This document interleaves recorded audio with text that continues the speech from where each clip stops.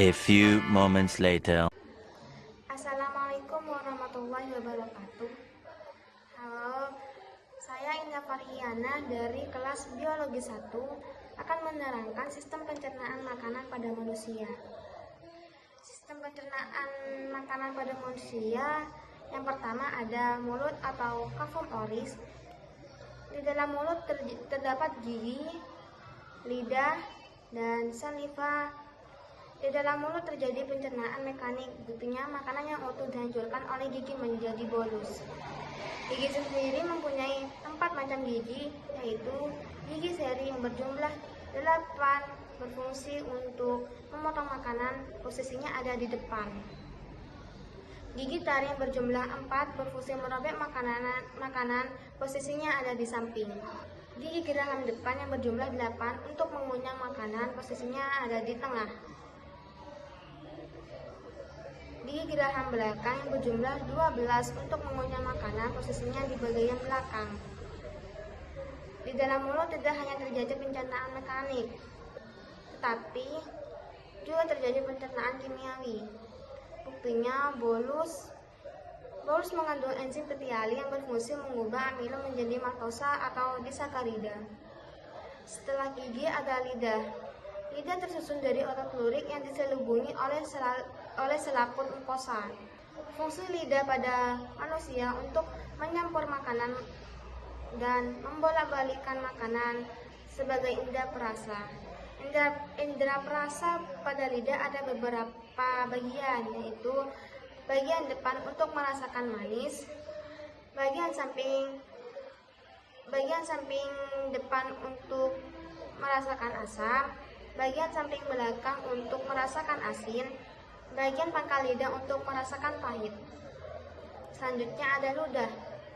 Ludah dihasilkan di beberapa titik, yaitu di bawah telinga atau kelenjar patoris, di bawah raha atau kelenjar submandibularis, di bawah lidah atau kelenjar sublingualis. Selanjutnya pada esofagus atau kerongkongan. Kerongkongan melalui gerakan peristaltik, maka bolus didorong ke esofagus dan didorong ke lambung. Di dalam esofagus tidak terjadi pencernaan kimiawi atau mekanik, karena esofagus cuma saluran saja.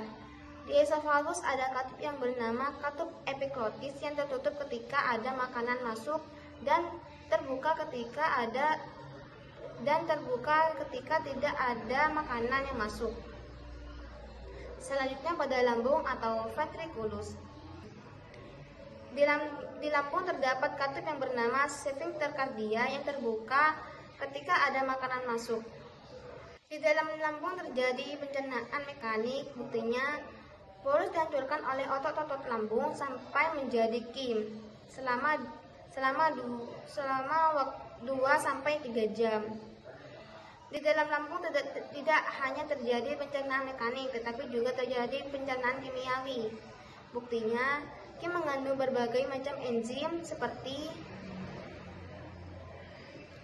pepsin yang berfungsi mengubah protein menjadi pepton, renin yang menggumpalkan keseimbangan dalam air susu, HCl atau asam lambung yang berfungsi membunuh bakteri yang masuk bersama makanan, lipase yang mengubah lemak menjadi asam lemak atau gliserol, dan terakhir gastrin yang merangsang produk HCl atau asam lambung. Selanjutnya pada hati. Fungsi hati adalah mengatur keseimbangan zat makanan dalam darah, menghasilkan cairan empedu yang disimpan di kantong empedu yang berisi garam-garam empedu, pigmen empedu, air, dan kolesterol.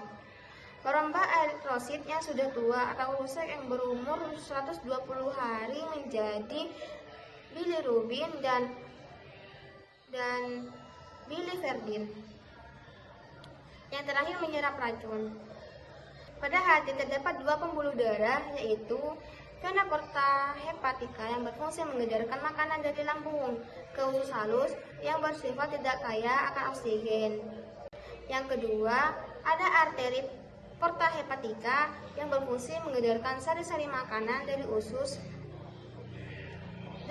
halus ke seluruh tubuh yang bersifat kaya akan oksigen. Selanjutnya pada usus halus atau intestinum. Di usus halus ada dua saluran yang terhubung ke pankreas dan yang terhubung ke kantong empedu yang berada di hati. Usus halus ada 3 bagian. Yang pertama, duodenum atau usus 12 jari. Usus halus bersifat basah. Makanan yang dari lambung bersifat asam, maka makanan yang dari lambung bisa masuk ke usus halus jika direaksikan dengan ion bikarbonat atau NaHCO3.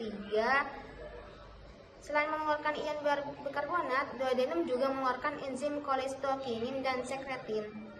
Kolistokinin berfungsi memacu kerja kantong empedu untuk mengeluarkan cairan empedu yang berfungsi mengemulsi lemak. Sekretin berfungsi untuk memacu kerja pankreas. Pankreas tidak hanya mengeluarkan ion bikarbonat, tetapi mengeluarkan enzim. Tripsinogen. Tripsinogen yang berfungsi mengubah protein menjadi pepton. Amilase. Amilase yang mengubah amilo menjadi maltosa. Lipase. Lipase yang mengubah lemak menjadi asam lemak dan gliserol. Lemak tidak bisa diterima secara langsung oleh usus karena lemak gabungan dari air dan minyak. Lemak bisa diterima oleh usus halus jika direaksikan dengan cairan empedu yang dihasilkan di hati. Yang kedua ada jejunum atau usus kosong. Di jejunum terjadi pencampuran kim dengan enzim-enzim yaitu enzim laktase yang berfungsi mengubah laktosa menjadi glukosa, enzim sukrase yang mengubah sukrosa menjadi glukosa, enzim maltase yang mengubah maltosa menjadi glukosa, enzim lipase yang mengubah lemak menjadi asam lemak atau gliserol, enzim peptidase yang mengubah pepton menjadi asam amino.